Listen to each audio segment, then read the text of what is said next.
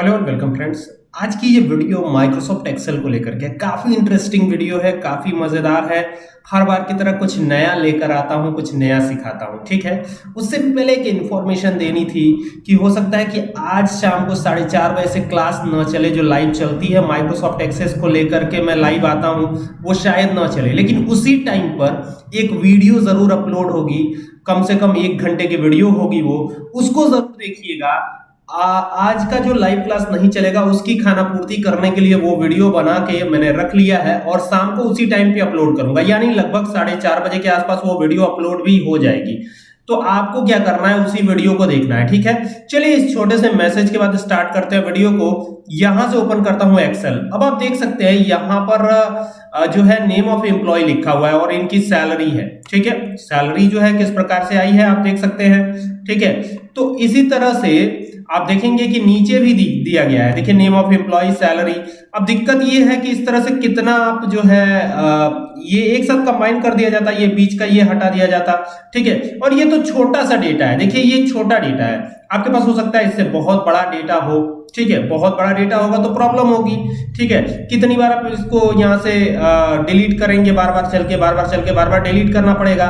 तो इससे अच्छा है वी स्टैक लगाइए। और ये वी स्टैक कहाँ मिलेगा?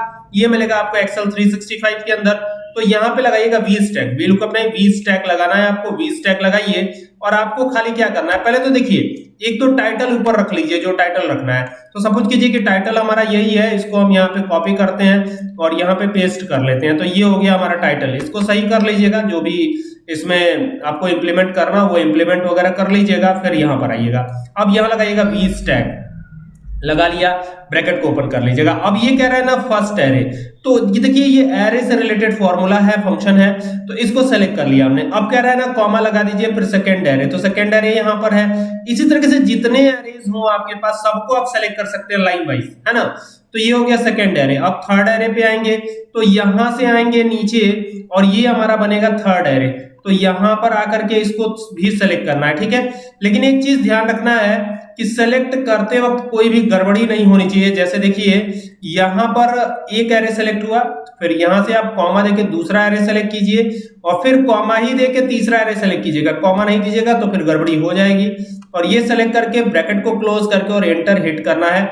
और देखिए कि यहां पर वो सारी डिटेल जैसे दी गई थी बिल्कुल वैसे ही आपके सामने आ चुकी है, देख सकते हैं। यहाँ पर आप देख लीजिए ये पूरी की पूरी डिटेल जैसे दिया गया था बिल्कुल उसी फॉर्मेट में आपके सामने हाजिर है। और ये वी स्टैक फंक्शन है जो कि आपको कहां मिलता है, ये मिलता है आपको एक्सेल 365 वर्जन में, यहां पर आपको देखने को ये मिलेगा, ठीक है।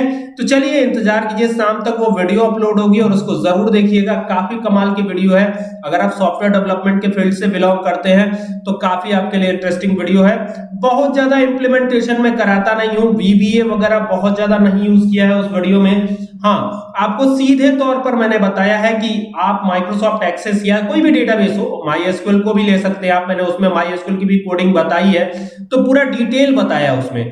तो आप उसका इस्तेमाल करके और जो है बेहतर सॉफ्टवेयर बना सकते हैं, उसको जरूर देखिएगा। चलिए मिलते हैं नेक्स्ट वीडियो में। सूरज सर के साथ जुड़ने के लिए बहुत बहुत धन्यवाद। Thank you.